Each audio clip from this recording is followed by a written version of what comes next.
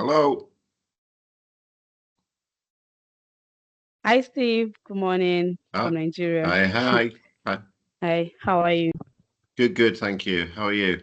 Yeah, fine. So we'll start in 1 minute.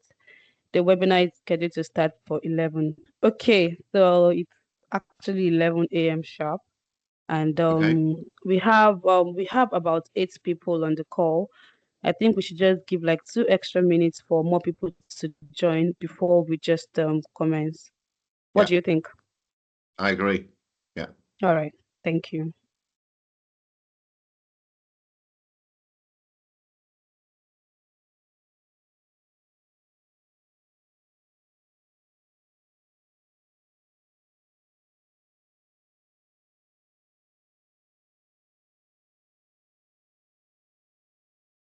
How hot is Lagos right now?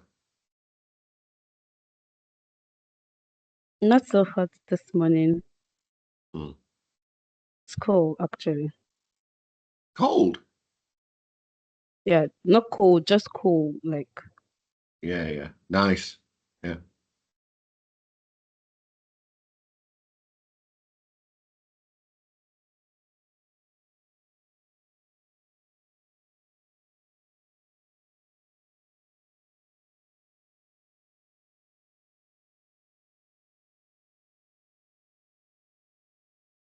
so are you in the UK or where are you right now? I'm in Kuala Lumpur right now, but I fly back on Monday to UK. Um, my father's funeral is next week, so I go back to UK. Oh, okay. And how is the weather there? Yeah, I don't know. I'm not sure. I don't know. All right. Okay, so I guess we can just start. We have people joining us already. Good morning from Lagos, Nigeria, everyone. My name is Olaiton Kobiowu. I'm a geoscientist and also business development lead at Avex Geo Solutions. And today, right now, you are here at Avex Geo Solutions in collaboration with Global Geopressure Advice webinar titled From Prognosis to the Beats, Pore Pressure Prediction Across the Well Life Cycle. So this is our webinar 3.0. I know some people must have joined like the first two. The first one was Q1, which was on fault till analysis, and then the second one, Q2, which was on seismic processing. And now we are here for the third webinar, which is on pore pressure prediction. I know why you were filling the form, we asked for your expectations, and it's so good to know that your expectations actually align with hers. So what to expect, which is the objective of this webinar. At the end of this webinar, we believe that you guys would have an overview of pore pressure prediction from pre-drill to real-time monitoring, and also you get insights on other delta basin applications and challenges, and also understand the practical workflows for safer and more efficient drilling decisions. And lastly, you also get an expert guidance on integrating prediction and monitoring across the well life cycle. I have my colleagues with us today, from my team lead Josiah, the Prosper Uzoma. Prosper, do you want to say hello? Hello, good morning from Lagos. Good to be here. Thank you so much, Olaito. All right, thank you. Thank you very much. I also have one of our facilitators here, Wuraola Nureni, and we have our consultant here with us, Steve O'Connor. Okay, so not just to waste our time, not to waste our time, we'll just start to introduce our facilitators one after the other. But before I go into that, it's actually a privilege to know that our MD, Mr. Peter Macaulay, is also on the call right now. MD, do you want to say hello to everyone on the call? Good morning, everyone, and welcome. All right, thank you so much, Mr. Macaulay. All right, everyone. So I will just start to introduce our facilitators and Of course, ladies first.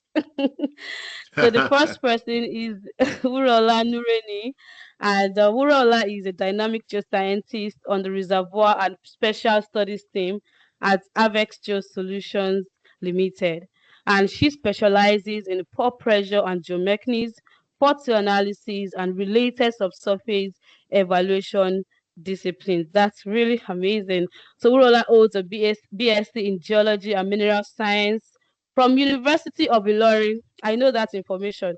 With over 2 years of practical industry experience, Wurola is an active member of Nigerian Association of Petroleum Explorationists (NAPE) and also Women in Geosciences and Engineering (WIGE). And outside work, Rola is passionate about volunteering, a football enthusiast. She's a Chelsea fan, actually, and a lover Oh, of power bikes, oh. always seeking new challenges and adventures, both personally and professionally. Rola, do you want to say hello to everyone before I read Steve's bio? Hi everyone. Thank you very much for that introduction, Laito. You're welcome, Wura. All right, so let's introduce our consultant, Steve O'Connor.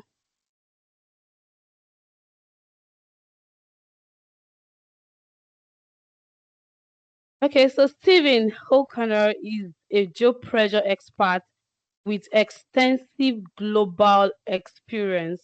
He has delivered over 50 training courses, including bespoke programs for G&G, asset and drilling teams, promoting cross-disciplinary integration. He has contributed to best practice workflows and R&D initiatives aimed at reducing uncertainty in pore pressure prediction. He has is a co-author of over 50 technical papers, including several on the Niger Delta. His core expertise are pore pressure prediction in unconventional plays, shale versus reservoir pressure evaluation, deep water well planning, steel bridge, and top skill risking, amongst many others. Ladies and gentlemen, let's just give our consultant Steve O'Connor a virtual clap. Steve, do you want to say hello once again? Yeah, can I mention two things? All right. I've run many courses in Lagos, and B, I'm a Liverpool fan. Yay, we are together. We'll never walk alone, Steve. I'm a fan too. I'm a fan too. All right, thank you so much. So Wurola will just take the floor now and she will take us through the introduction, and then Steve will come in after to take us through the case studies that we have for us today. I want you guys to sit back and enjoy this webinar. It's going to be a wonderful 45 minutes to 1 hour of your time. You guys would really enjoy it. Over to you, Wurola. Yeah, thank you very much, Laito. All right. Thank you everyone for coming, for attending today's webinar. And I want to say we as Avex Solution really appreciate this. And then for today's session, I will be walking us through some introduction to pore pressure prediction, while we have our consultant or our partner, Steve, to speak more to things. So now to properly usher us into the subject, what exactly is pore pressure? So pore pressure can be defined as pressure that are exerted by fluids that are trapped in the tiny pores of the subsurface rocks. And then it is quite important for us to really understand how pressure increase with respect to that, because it is not always in a particular pattern or a particular flow. That is, pressure is not always stable. So it can vary significantly with depth, rock type, and other geological factors that might be contributing to this. So under normal conditions, you expect your pore pressure to follow like a predictable path, more like a river flowing down the hill. But when conditions change, where other factors are involved, it can create pockets of overpressure, which needs to be accurately or properly prepared for, because it can either make or break a well or drilling campaign. So now there are certain key terminologies that people use when talking about pore pressure prediction. First of all, you hear hydrostatic pressure. So hydrostatic pressure is basically the pressure from a fluid column at equilibrium, while some people also define it as the pressure of a static column of water. So with hydrostatic pressure, you expect the pressure to increase at a consistent manner as you go deeper or as you drill deeper.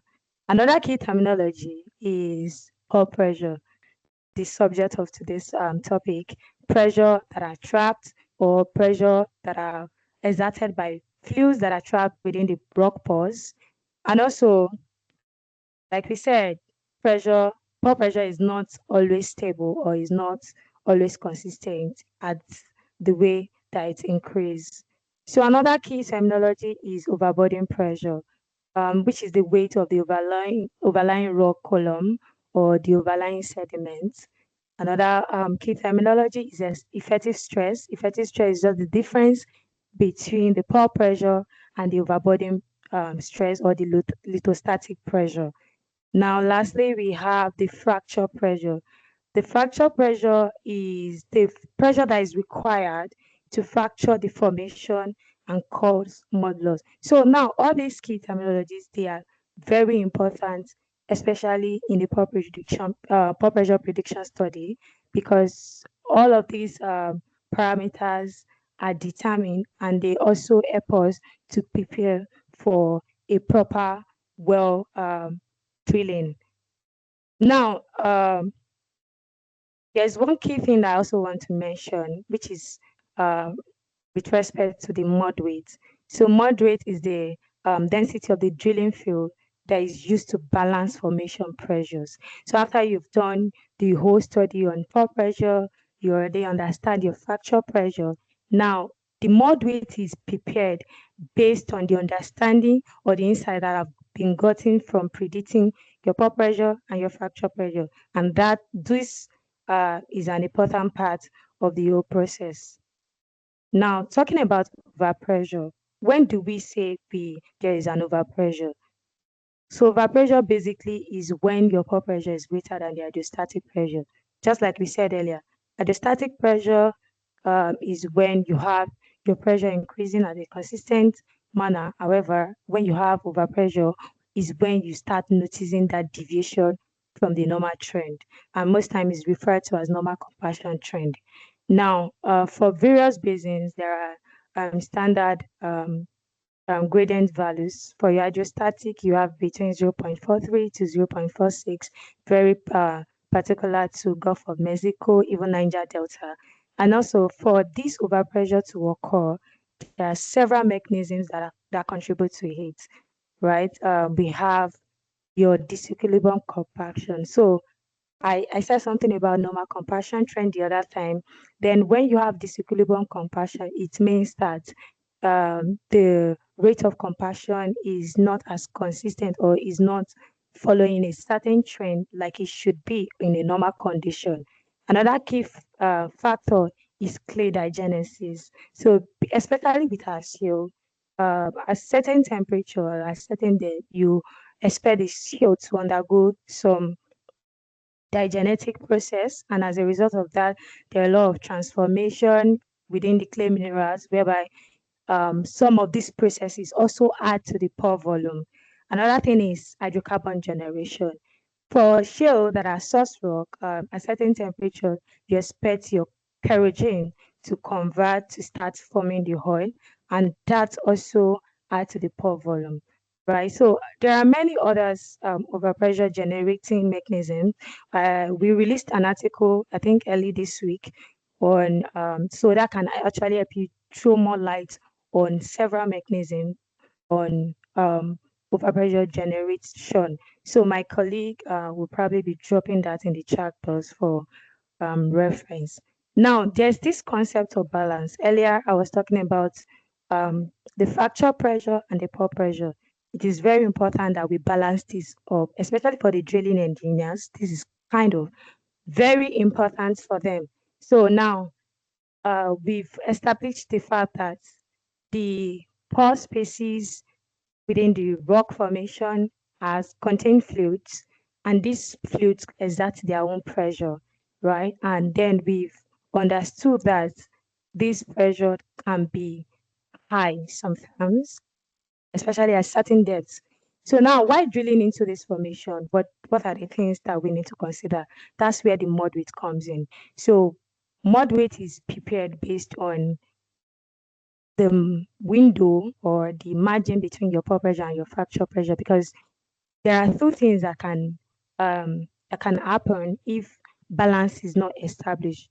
For example, the drilling mud, which I will refer to as hydrostatic pressure in this case, if the hydrostatic pressure is greater than the formation pressure, it can lead to fracture, right? And then you don't want that to happen, because when a fracture happens, the drilling mud can escape into the reservoir and then things get mixed up. Another thing is the case of underbalance, where the formation pressure, that is the pore pressure in quotes, is greater than the drilling mud. And that will not balance things up. At the end of the day, you can have like uncontrollable flow of hydrocarbon into the wellbore, which is termed as cake. And if cake is not properly monitored or properly monitored, it can lead to like a blowout, right? So these are things that we need to bear in mind to ensure wellbore stability throughout any drilling campaign. Now moving to pore pressure prediction. So pore pressure prediction comes in various aspects. I'm going to highlight three different aspects. Number one is pre-drill. So pre-drill are like predictions or like analysis or studies that are done prior to drilling. And this can be done by incorporating your seismic data for a planned well location or a planned depth. So maybe there's an existing well, and then the operator or the client, or we are planning to drill deeper. We can do like a pre-drill to understand what the pressure is saying at the target depth. And this helps us to properly prepare for what might likely happen, because with the subsurface, there are a lot of uncertainties and we need to put that into consideration. And this is all usually done incorporated with your seismic data, your well logs. If you have like well logs from offset wells, all of these are done, are incorporated to produce a pre-drill report. Another thing is pore pressure while drilling, pore pressure prediction while drilling. It comes in aspect of real-time monitoring. So you have like a pre-existing model, maybe the one that has been built from your pre-drill prediction. You can also like monitor the pressure real time, and this allows for adjustments, because just like we said, we are predicting prior to drilling. So if there are any um, challenges or any surprises as regards, you can equally quickly adjust the mud weight and also refine the model that has been developed before. Another thing is post-well analysis. Post-well analysis is like a post-drill study, and it's quite important too, because for this can actually inform future wells. So maybe we are planning to drill another well within the same assets. You can draw insights or draw understanding from a previously drilled well to understand the pressure regime in that area. And this post well can also be in form of like a regional study, whereby within the assets you look at several wells, maybe you can decide to do from the north to the south, east and west, to understand the pressure regime within the area. Now, for what we offer at Harvest Solution, we work in partnership with Global Geopressure, who is a leader in geomechanics and pore pressure prediction service, and we have extensive experience in the Niger Delta. It is also important to highlight that our technical partner possesses an in-depth understanding of pressure regimes in the Niger Delta, having worked on several wells. I mean, 300 wells, he has looked at 300 wells in the deep water region 1,000 wells in Chef region and also like 2,000 wells in the offshore region. So we can prefer several analyses under pore pressure prediction. We can do like a basin analysis and the risk, and that one is the one I talked about, having like a regional understanding of what the pressure regime is within the asset or within the fields, or what's or I mean just identifying overpressure zones. I mean, one of the things that we want to even understand is pressure transition zones, where you have your top of overpressure. So you know that within this depth, maybe from about 5,000 feet to 6,000 feet, I have my top of overpressure. So whatever well or whichever way I'm planning to drill deeper than this zone, I need to properly manage or properly understand what the pressure is. So that can come in form of a basin analysis. So another thing is well planning. So you're planning to drill a new well or a new target, probably a target depth, something deeper than what is existing. We can also help you, guide you to prepare for your well design, your mud weight estimation, and your casing programs. Another thing is real-time monitoring. So we don't leave you alone. So we can also come in, even after preparing like a pre-drill model, we can come in to monitor the well drilling real time by also tackling whatever surprises that can come in while drilling. Another thing is for appraisal well drilling. We can also offer proper pore pressure prediction to refine reservoir models and probably improve resource estimate. And lastly, we can come in via production. So we can come in, maybe you notice like a decline in production rate. We can come in to see what pressure influence has to do with it. Then we train just like Steve said at the beginning of the session. We train. Steve comes into Lagos to train professionals. Yes, we also have people in-house that can train people, whether on basics understanding of pore pressure prediction or advanced training, or on geomechanics. We are available to train.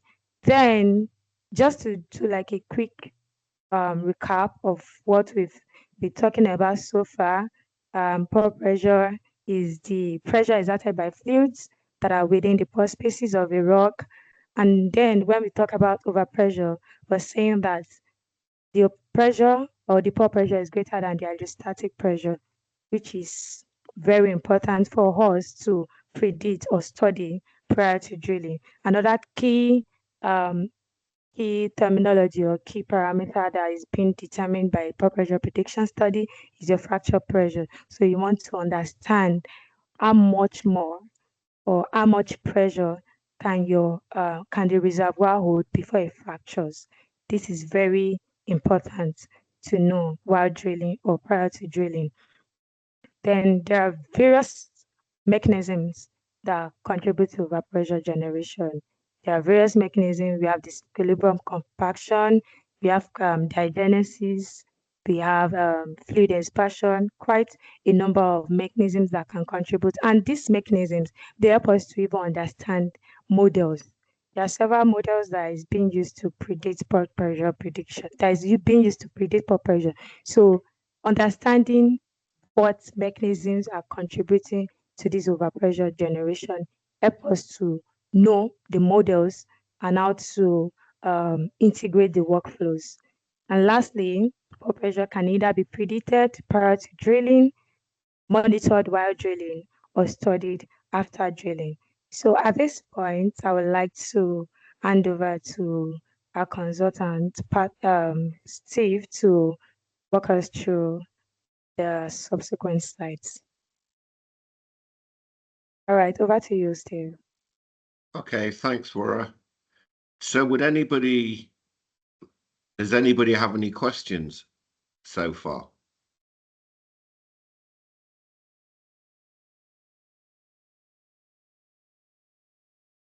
No? Okay, well, thank you to Wara for running through the theory of pore pressure and well planning, and also discussing Harvex Geo in terms of our experience. Now, Wura showed this picture before. So we have extensive experience of drilling wells in the Niger Delta. So 300 wells in the offshore, 1,000 on the shelf, and then over 2,000 onshore. Now, these were big regional studies that we did for the sponsors. So Eni, Petrobras, Chevron, for instance. So that has given us a really good understanding regionally of what controls pore pressure. And if we move on to the next slide, you can see here that we have typical stratigraphy of the Niger Delta, and we have phase 1, phase 2, phase 3. They correspond to deep water, where we have lots of shale. Phase 2, which is shallow swamp, and then phase 3, which is onshore. Now, doing our regional work, we discovered that the depot belts onshore, of which there are 5 or 6, so Eocene, Oligocene, lower, middle, upper Miocene, control the pore pressure. So if you know what depot belt you are drilling into, the pore pressure is actually very predictable. And that's very, very important, I think. If we could move on.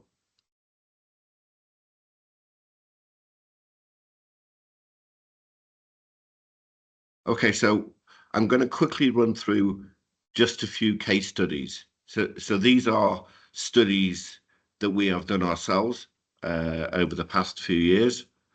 And they cover everything from onshore to deep water, real time, and pre-drill. So because data is proprietary, we cannot show data, real data from companies and from projects.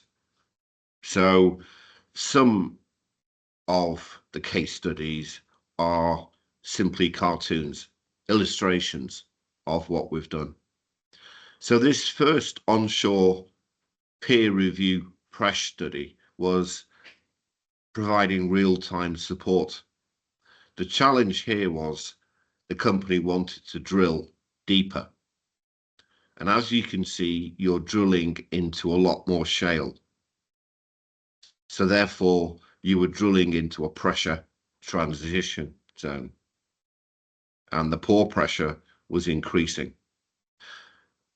So in wells like this, having real-time support is critical. You need experienced people on the rigs, and you need an experienced team in the office that can communicate effectively. Or if we could move on.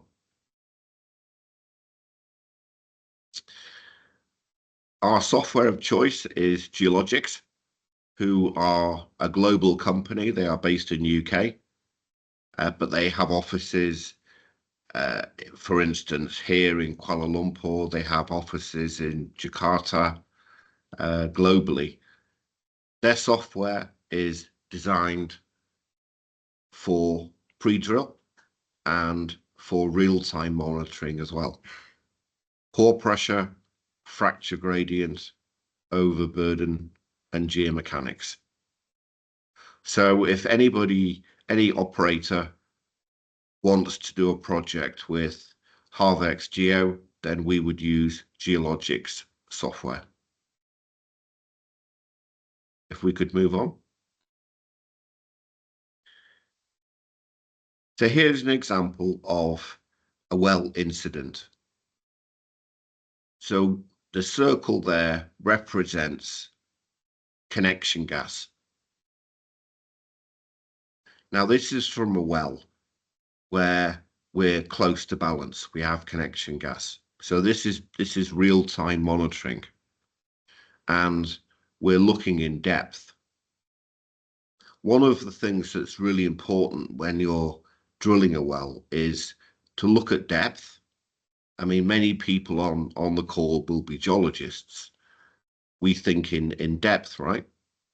But if we look at the next slide, then we should also look in time as well. And you can see that the connection gases are building with time. So we're not drilling here. We have stopped drilling and we're monitoring the connection gases. So real-time monitoring involves depth as well as time. If we could move on. Okay, so we have published many papers on the Niger Delta. I think maybe 10 papers, and attended NAPE conferences. I may have met some of you there before because I have presented at NAPE conferences. One of the keys to pore pressure prediction is understanding lithology. Now here we have a very shale-rich well. And red, I think, is resistivity, and blue is shale pressure from sonic.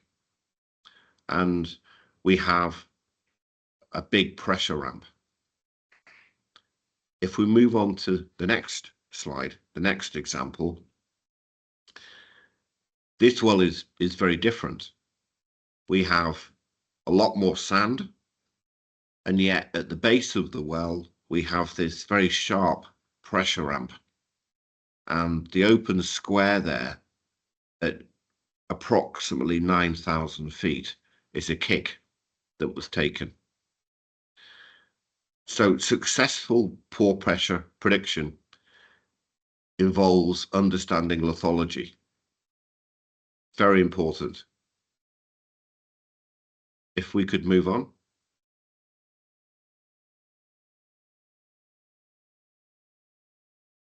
So here is a correlation panel, and many of the images that we're showing you are from NAPE conference abstracts. So you can look at the original papers.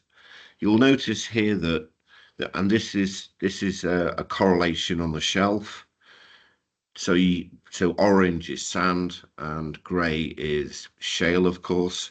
You can see how variable the lithology is. And you will see some numbers in yellow. So those numbers are reservoir overpressure. So they are measured using RFT, MDT. Very accurate. And you can see, if you look at the numbers, they are very, very variable. They go from, 68 to 3,931 in well 18, for instance. So when you're doing pressure prediction, it's important to look at the shales and it's important to look at the sands. You look at them separately and then you build a model. Because clearly here, the sands are not communicating. They're isolated stratigraphically. And that has implications for what mud weight you would use. If we could move on.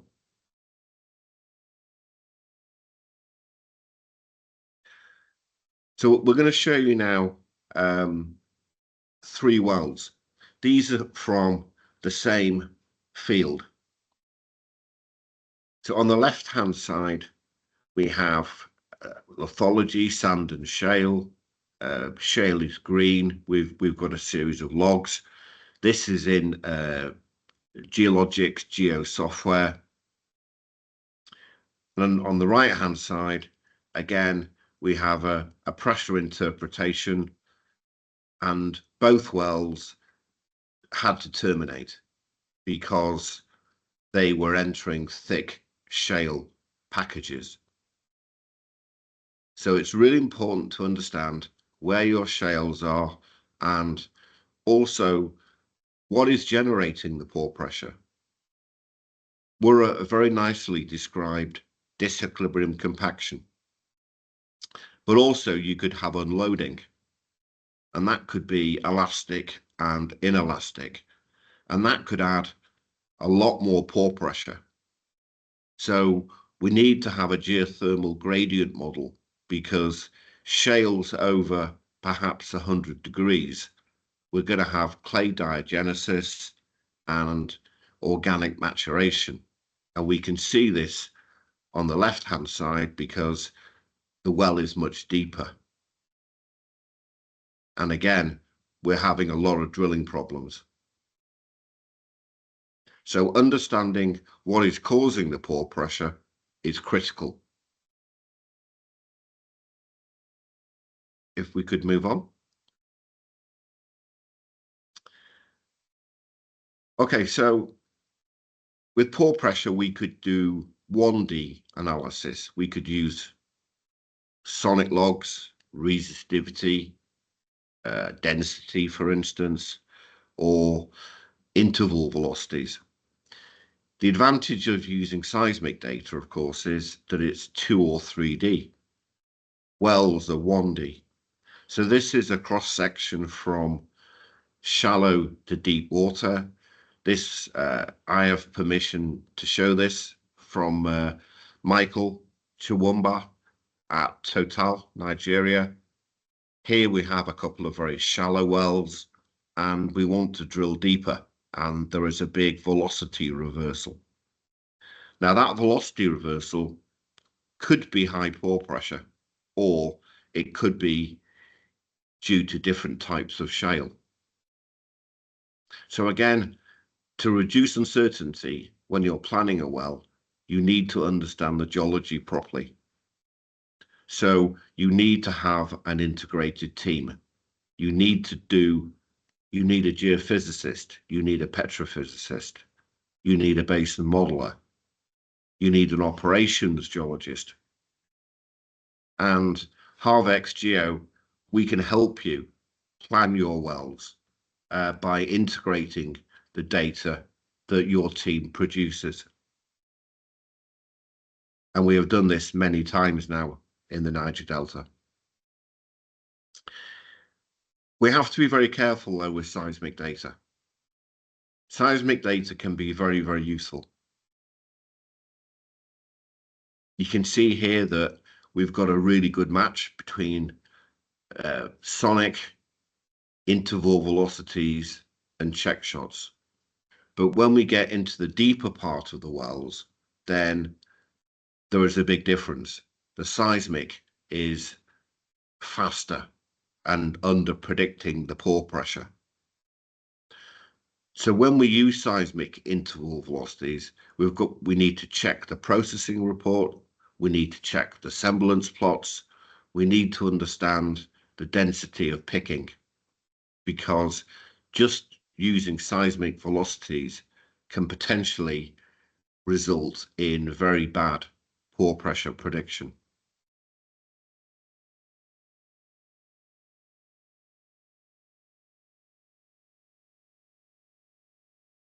Okay, so we're getting near the end here. So this is an example of a recent well that we were working on, and we can see the mud weight. So this is a deep water, highly overpressured well. You can see that there are kicks here, and there is a sonic pore pressure Eaton interpretation. There is also a seismic interval velocity pore pressure prediction. But when we get into the deeper part of the well, where the cursor is now, the seismic breaks down. Now this could be because there's a processing error, or the velocities have been poorly picked. There could be any number of reasons, but just be very careful when you use interval velocities. They need to be picked for pore pressure, not to optimize the stacking process and visualization.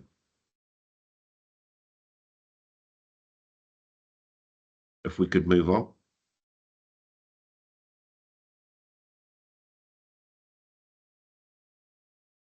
And then we're nearly at the end now. So Thomas is a good friend of mine. He worked for many years in Lagos for Chevron at Lekki. Some of you may have met him. So I was talking to him about the seminar that we're doing now, and he said, you know, he'd love to contribute. So my thanks to Thomas. And he's written some notes on his experiences. He's a pore pressure expert. So these comments have come straight from Thomas. I'm not going to read them all because I think it would take too long. But for those of you that are interested in the deep water, then please have a read, because he's provided some very useful pieces of information. And if we go on to the next slide.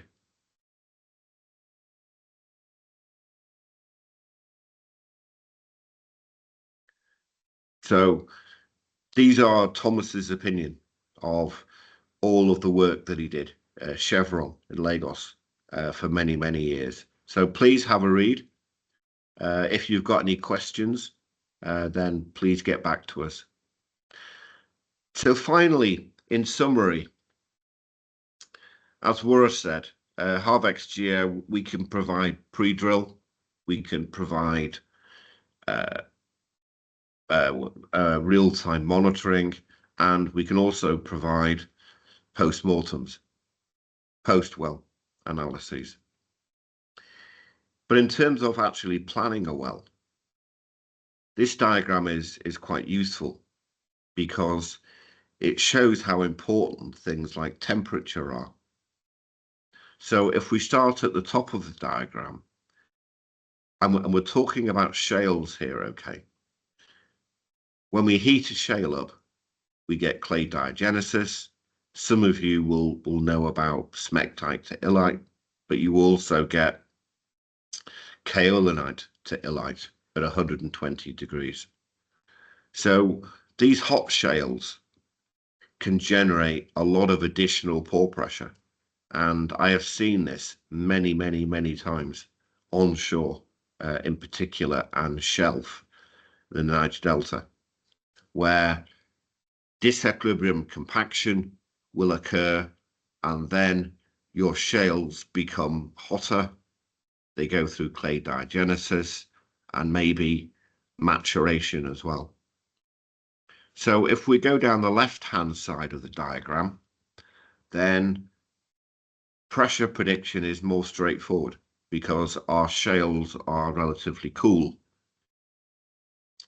If we go down the right-hand side of the diagram, then we have to do a lot more thinking because we need to generate velocity density cross plots. We need to know what mechanisms are operating.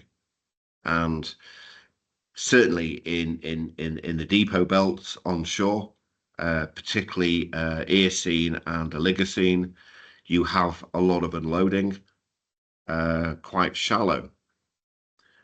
So just using a very simple Eaton model will get you into trouble because you will underpredict potentially by 3 or 4 pounds per gallon.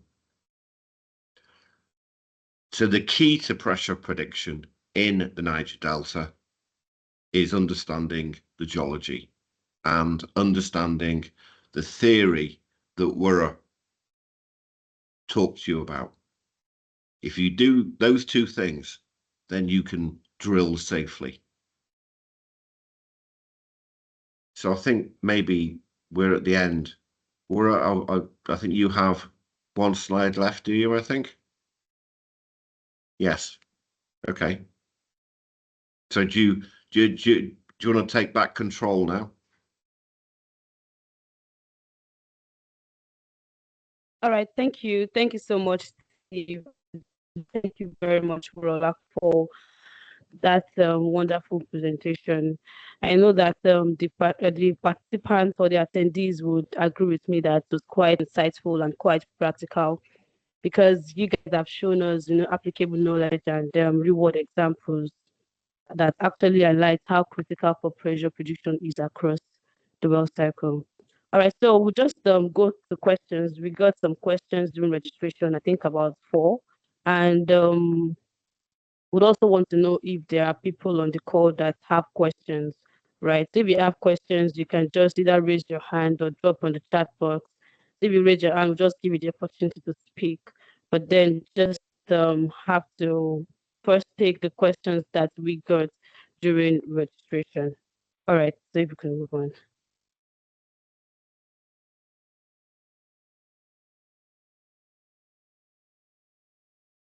So if you have questions, you can just raise your hand and then we'll call you to speak. All right, so the first question here is what are the main challenges in predicting pore pressure in complex lithologies such as carbonates or overpressure shales? What are the main challenges in predicting pore pressure in complex lithologies such as carbonates or overpressure shales? Okay, so later I would probably quickly speak to that. Then maybe if Steve have any other addition. Well, first of all, I think the major thing that we've been talking about is basically predicting pressure. And now the question is saying, what are the main challenges? So predicting pressure in shales or carbonates can be quite challenging or not as straightforward due to several reasons. The type of lithology, these lithologies can be heterogeneous in nature. And now for shales specifically, shales can generate overpressure through several mechanisms that I highlighted the other time. The undercompaction due to their low permeability. If there is rapid sedimentation, the the sediments would not completely dewater or expel their fluids, whereby these pore spaces can be preserved over time, and that can also add to the pore pressure. Then also another thing is hydrocarbon generation or maturation. At certain temperature, you expect an organic rich shale to undergo maturation, thereby generating hydrocarbon. We can also add to the pore volume. Another thing is diagenesis. Steve was saying something about the smectite to Eli transformation. As a result of that, the bound water molecules within the chain get loose, and that also adds to the pore volume. So, I mean, a lot of mechanisms contribute to this, and some of these models that I use, the velocity-based models, the BOAs, the ETINs, they are like seismic-based or velocity-based model. So we need to properly understand the mechanisms that are contributing to this overpressure generation to know what integrated workflow to apply to be able to combat these challenges or simplify whatever complexity is involved. I don't know if Steve have any other thing to add to this. No, I think you've highlighted how difficult drilling in the delta can be. As I mentioned, onshore, you have a series of depot belts. And because we have looked at hundreds and hundreds of wells, we understand that each depot belt behaves differently. And in the Eocene, for instance, maybe 8,000, 9,000 feet, you start to get unloaded shale. You get shale where disequilibrium compaction no longer occurs. You get clay diagenesis. So if you run a very simple Eaton model, then you will under-predict the actual pore pressure. So it's critical to understand the mechanisms of shale pore pressure generation. And there are hundreds of wells that we have looked at where unloaded pore pressure has caused problems and resulted in kicks. And in terms of carbonates behave completely differently to shale. As Wura described, if you compact a shale, it dewaters. If you bury it very quickly, then the water cannot escape and the pore pressure builds up. But a carbonate is cemented. So the porosity in a carbonate is nothing to do with the pore pressure. And Eaton is looking for a porosity anomaly. So very briefly, shale responds to stress. Carbonates do not respond to stress. So there are no magic formula for carbonate-based pressure prediction. I actually run an advanced pressure course. I actually finished it here yesterday. I was teaching 5 companies here where I talk all about carbonate pressure prediction and some solutions. So if anybody on the call is interested in carbonate pressure prediction, I'm more than happy to come to Lagos, run a course there, and I can tell you everything I know.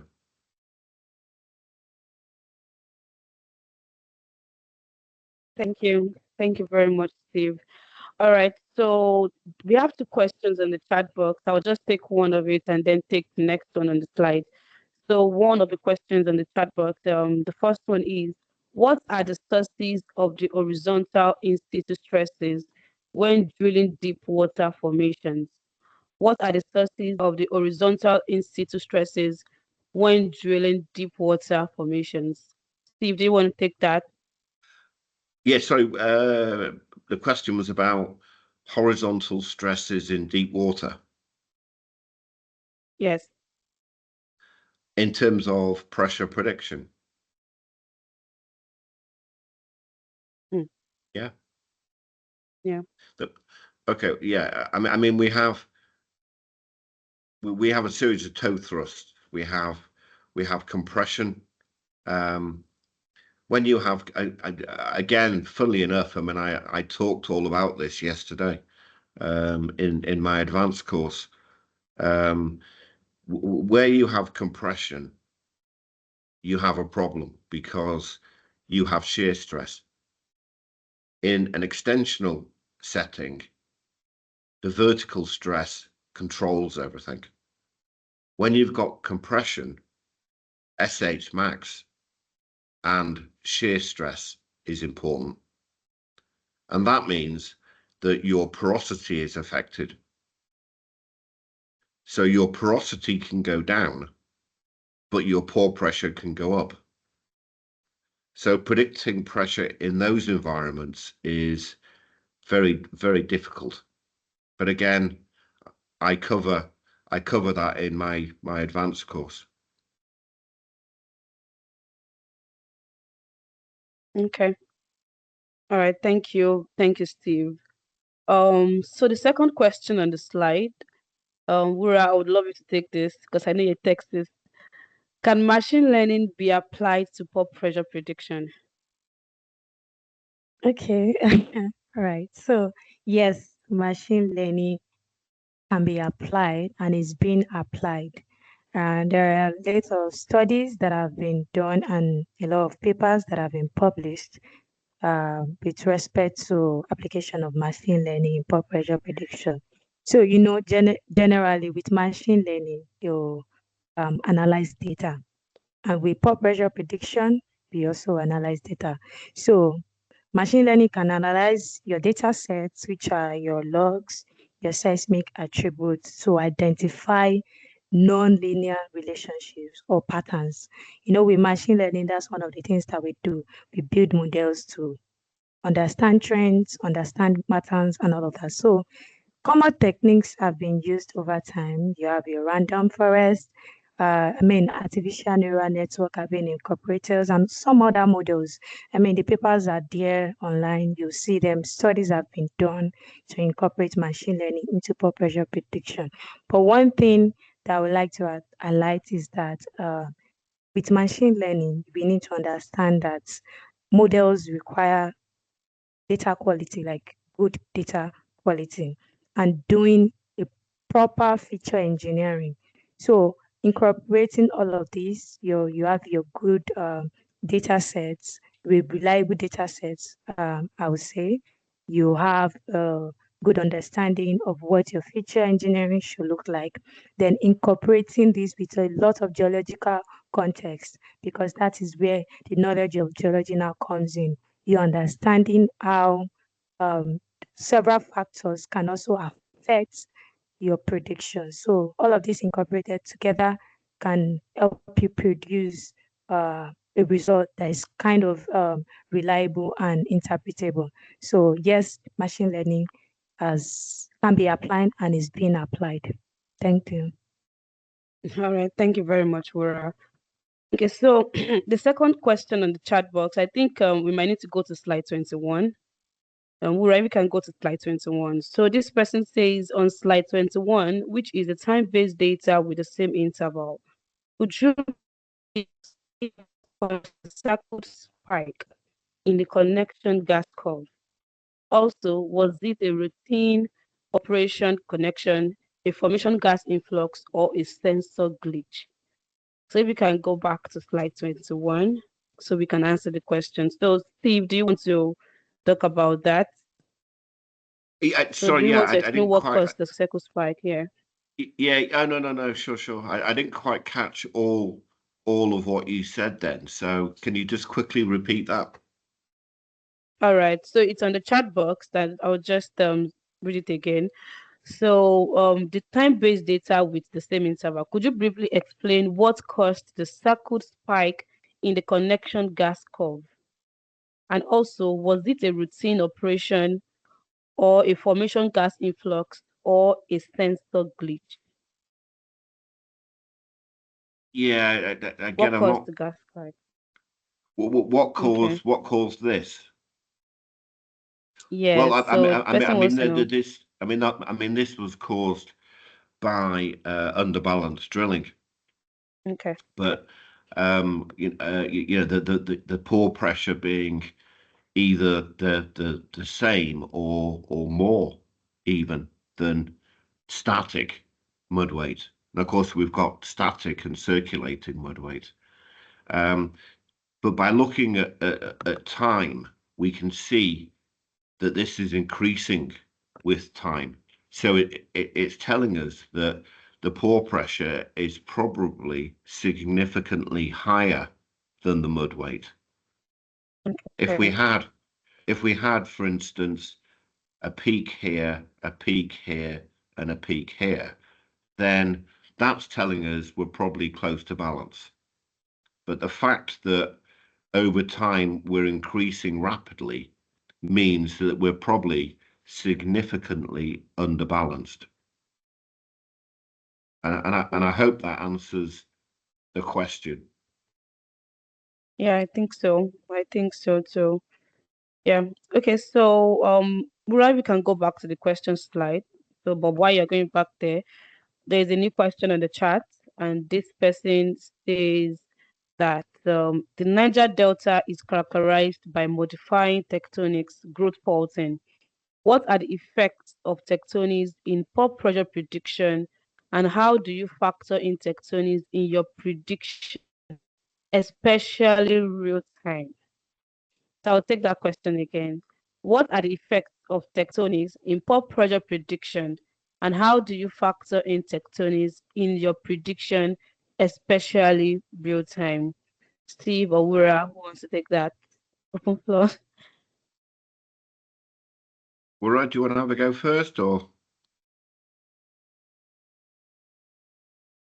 Okay, so I will just speak to that briefly.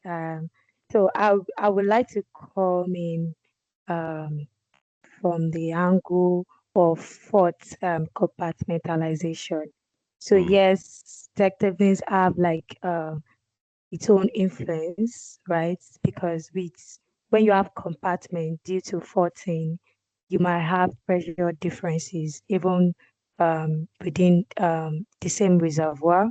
Another thing that your fault compartment can serve as, or faulting can even cause, is it can create like a pathway whereby you have overpressure at shallow depths, which is as a result of the pathway that has been created from a deep overpressure zone to like a shallower zone. So yes, tectonics have influence, and these are one of the things that are also being evaluated or looked at while predicting pore pressure. The presence of faults, yes, this also contribute to overpressure.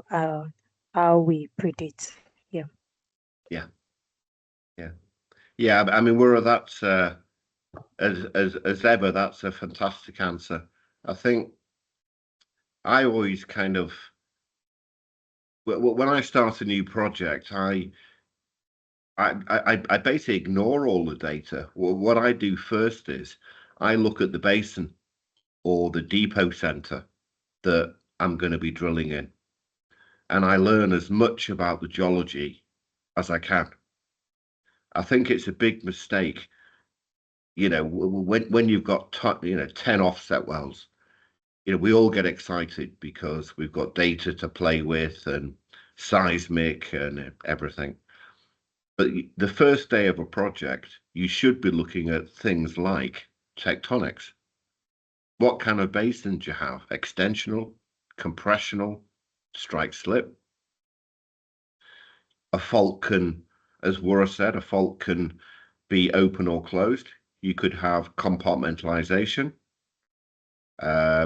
If you've got an open fault, you can have centroid effects, for instance. If you've got, and this ties into a previous question, if you've got compression, then you need image logs to help you work out the direction of SH max, and you need to solve the Kirsch equation to get the magnitude of SH max. That's going to affect shear stress, porosity. The tectonics is critical, along with temperature and also lithology. So thank you for a really great question. All right, thank you so much, Steve, and thank you, Wura.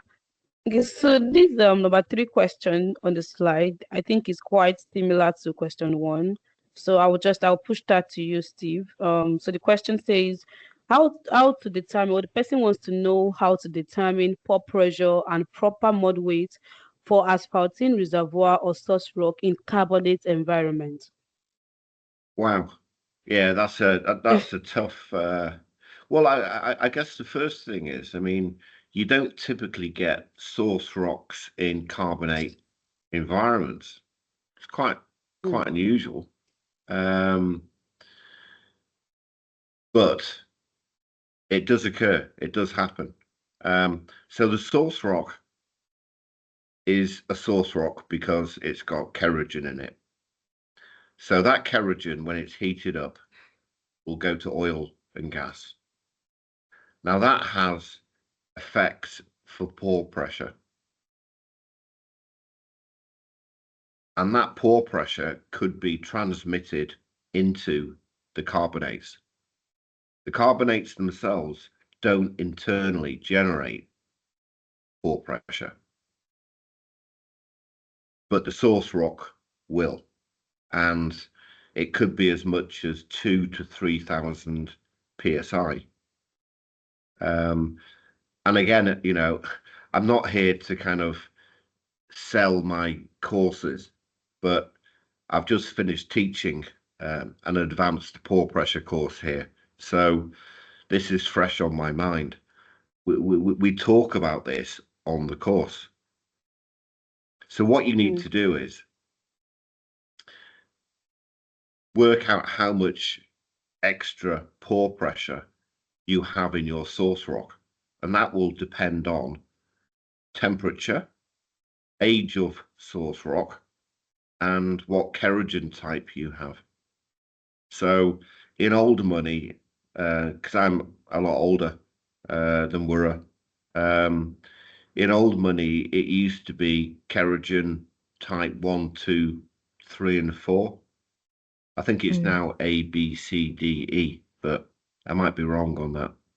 So you need to understand what kind of kerogen you have.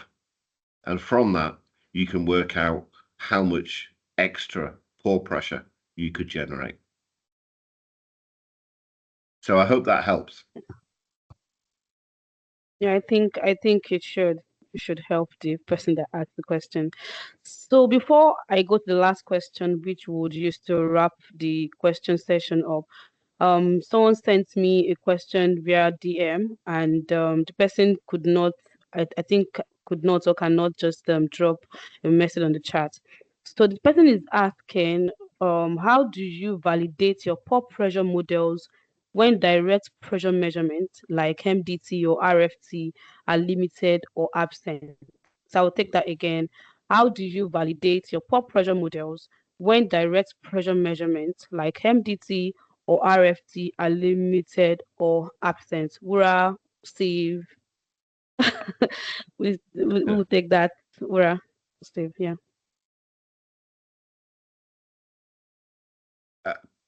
Steve, Wura, okay, you can just take that. Me? Yes, Steve, just take it. Do you know what? It's not fair. Wura is a lot younger than me. I'm tired. I'm tired. It's getting.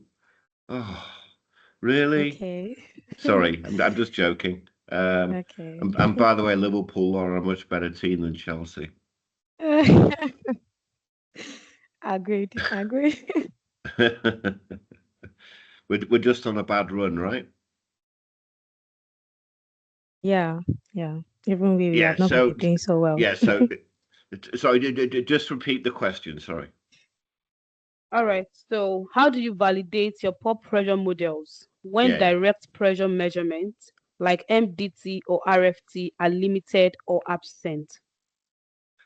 Yeah, it's an absolutely fantastic question. If we backtrack a little bit, then let's not forget that if we have an RFT in a sand, then the shale pressure could be lower, the same, or higher than the RFT. And there are very simple geological reasons for that. Centroid and lateral drainage. But if you don't have any RFTs, then one of the best ways is an approach called the fluid retention depth model, where you look at rates of sedimentation, you look at what mechanisms are operating, primarily disequilibrium compaction, and you can produce a sense check of whether your model is sensible or not. That's one of the approaches. So there are ways of dealing with that problem. I don't know if you want to add anything there, Wura, but I think you've actually answered the question because yes, with the sand or the reservoirs, it's kind of easier to measure the pressure measurements. However, for shales, what we do is to predict. So yes, the RFT, the FDT, MDT measurements can actually help, but most times, yes, we resort to understanding the geology and other factors that are contributing to overpressure because the sand and the shale can be in pressure equilibrium. The shale pressure can be higher or lower. So yeah. that is what we are doing. That is why we are predicting. So the RFT measurements can help however, we are predicting for the shale pressures. Yeah, I mean, it's great Fantastic. to have direct pressure measurements. You know, from direct pressure measurements, we can work out oil, gas, water, contacts, fluid, free water levels, but they can be very misleading because the temptation is to calibrate your shale model to your RFTs, but that can be very, very wrong. And it's one of the biggest mistakes that I see in pressure prediction. All right, thank you guys. Thank you. So the last question, you guys would take, like the both of you would take this question, and I would want Pura to answer this question based on like a younger person just in the industry in pore pressure, and what's like the things that you can see these days. And then I would also want Steve to take this question based on you have like a vast number of like years of experience, like lots of experience, in pore pressure prediction. So the question is, what are the new methodologies and technologies used for pore pressure prediction these days? So I'll take it again. What are the new methodologies and technologies used for pore pressure prediction these days? So, Wura and Steve, you guys will take this together. And I also want you guys to just highlight what Avex Solutions is doing differently. Like, why should we be people's plug? If you guys understand that slang, plug for pore pressure prediction. I know it's a Gen Z, the Gen Z slang. So why should Avex Solutions be the plug for pore pressure prediction in the oil and gas industry? So I want you guys to just take the question. So Wura, you can go first, and then Steve will just wrap it up. All right, thank you very much, Alaito. Okay, so I wouldn't say new methodologies or technologies per se, but I would say maybe refined models, a better workflow, a better model. So now these days, we incorporate your seismic big techniques, your geomechanical modeling, machine learning, just a whole lot of integrated workflows. So you can combine your petrophysics knowledge, your geomechanics, everybody come together to provide like a unified workflow.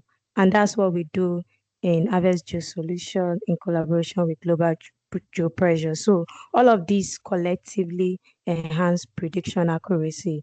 You're not looking, so the same way you're looking at your well log data, you're looking at your seismic data, you're also developing a geomechanical model, and also probably incorporate some aspect of machine learning to make sure that you have the best model. I mean, predict the best model. And that can help us drill safely, and especially in complex and a complex terrain like the Niger Delta. So all of these studies, all of this model work hand in hand to produce like an integrated workflow. So I would say integrated workflow, refined models, not like new methodologies or technologies per se. Thank you, Wura. Steve. Yeah, to be honest, Wura, I couldn't agree more with you. I mean, if we do a quick history lesson, Eaton was what, 1972? Equivalent depth method was 1967. Yeah, exactly. Bowers was 1994. 1994. Yeah. So what, there is no new, magical pore pressure algorithm. And 1994 was a long, long time ago. So in terms of new methodologies and technologies, I think you're right. I think it's kind of, we have the same algorithms that we had 30 years ago. There has been some, attempt to improve those algorithms, but really we're still using the same algorithms, right? We're still using Matthews and Kelly. We're using Danes. We're using Eaton,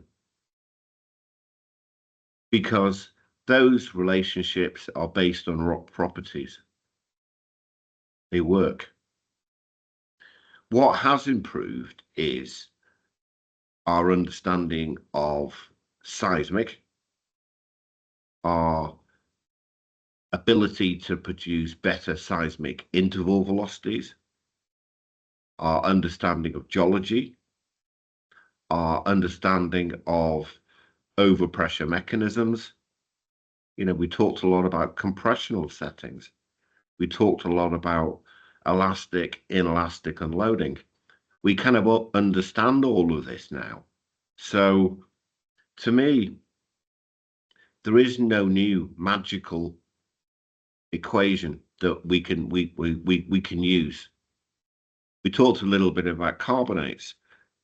There is no algorithm for carbonates. You have to use a very geological approach.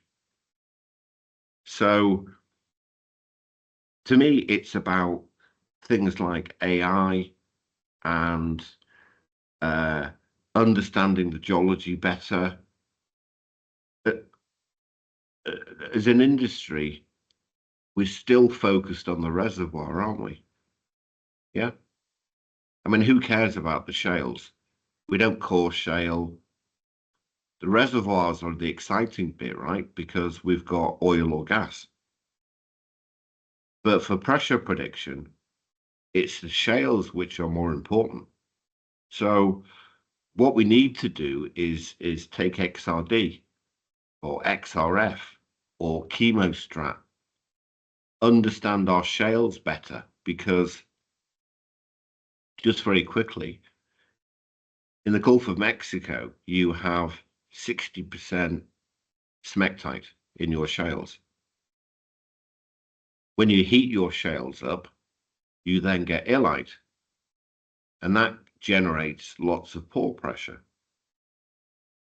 But if you don't understand what type of shale you've got, then you don't really know how to move forward.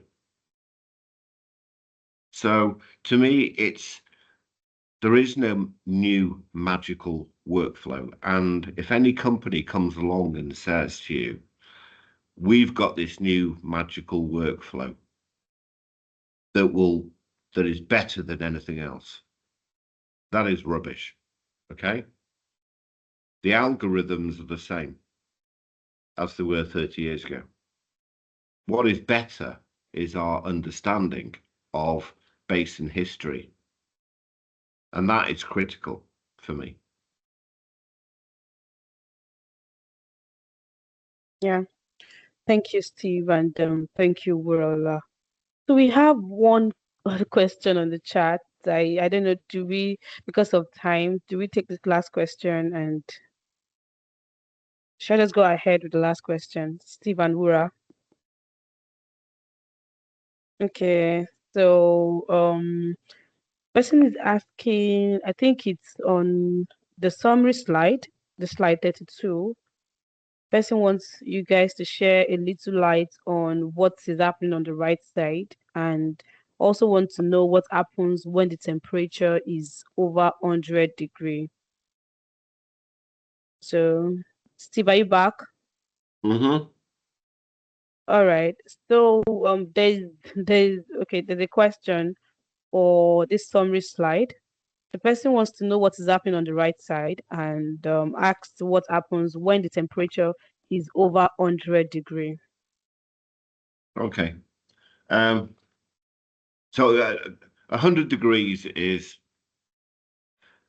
a useful number, but it's wrong. Okay. But it's usefully wrong. And what I mean by that is every basin will be different, and it depends on the ages of your rock. But if you took like a global view, shale less than 100 degrees, you have disequilibrium compaction. Shales which are hotter than 100 degrees, you have disequilibrium compaction plus unloading. So therefore, when you have unloading, and as I mentioned, there are hundreds of wells in the Eocene, Oligocene, depot belts in particular, that have got unloaded shale and additional pore pressure because of that. The right-hand side of the diagram kind of talks about confidence levels. So if you, at the start of a project, one of the first things you do is understand how hot your shales are. Okay? You don't know anything about your shales because you never have XRD. I mean, how often does anybody on this call see XRD information? We just assume that shales are all the same, right? But if they're hotter than 100 degrees, then a very simple Eaton interval velocity pressure prediction could be very wrong. And it could be wrong by 2,000 to 3,000 PSI. So does that answer the question? Good luck. I hope that answers the question. Yeah. All right. The person's name is Good Luck. So yeah. All right. So I think that's the end of the question and answers. We'll just have like brief announcements, just for us to know about the pop project training that is coming up in Q1 2026. So you would hear Steve say that he's available for training. He just finished one yesterday. So definitely the pop project training is actually a good one for you because it is more like an advance. So it can be for individuals, it can be for companies, like, or for operators. You want to empower your staff, you want to empower your people, in advanced pop pressure prediction. So it's a technical training, and the course overview, is on the flyer. If you check our LinkedIn, you will see more details about this training. So you can reach out to myself, you can reach out to Abel, you can reach out to any of my colleagues if you want to participate in this training. Right. And then I think the final announcement is Avector Solutions is going to be at NAPE ICE this year. And I think we have about 10 days to go, right, Wura? Yes, just 10 days to go. And we are excited about exhibition. We'll be exhibiting at the conference. So you guys should come. We want you to see the different technology that we have to offer. We want you to meet our clients. We want you to meet our partners. We want for us to discuss about the different things that we are doing in the industry, from popular prediction to 40 analysis to the seismic acquisition and processing, to QI. There are lots of things there are a lot of value that Havecture Solutions have to offer to the industry. So you would not really know all of this until you come to our booth, right? So we are expecting everyone. We are expecting you guys to come to the booth. So I think that would be the end. We do not have any questions. Thank you so much, guys, for joining this webinar. You guys joined the first one, the fossil analysis webinar. You joined the second one, the seismic processing, and now, we just finished the pop pressure webinar. So now we might be asking what next, like what webinar would come next. So that is just for you guys to to look forward to seeing on our social media. So for the people asking for the link or for the recording, no worries, this will be uploaded on our YouTube channel. So you can just go to our YouTube, to watch like the recording of this video or of this meeting. Thank you everyone for joining, and I wish that you guys enjoy your day. Do you guys have any last maybe last thoughts or that you want to just share? Wura, Steve, Prosper, MD, do you guys want to share anything before we just wrap it up this morning? This afternoon. Just to say a massive thank you to Steve and to Wura for an excellent presentation or webinar. We know that a lot of things may not have been covered, but we have done as much justice as we can to this webinar, and hope that you can also contact us to ask further questions or request for clarifications as you may. If there are also other things that you would like to discuss with us or engage with us on, feel free to just either ping us an email or just send a text, and hopefully we should be able to revert with the right answers that will help you. And indeed, as Olaiton said, we look forward to meeting a number of us at the NAPI conference. We have an exciting program of events over the period of the conference. We also have meeting rooms if you want to have one-on-one meetings with us. So thank you again, and have a wonderful weekend, and I hope to catch you all soon. I'll hand over to Steve and to Wura and the moderator, Olaiton. Thank you, MV. Steve. Yeah, hi. Yeah, do you want to say anything, just final thoughts? Just to, thank everybody for, their attendance and their questions. Some of those questions were pretty tough. But I know all you guys are very, very busy. But it's just nice for me personally. I've always enjoyed coming to Lagos, and working with Peter and Wura and the team. So it's nice for me personally to, speak to you all. And again, thank you for the questions. Really good.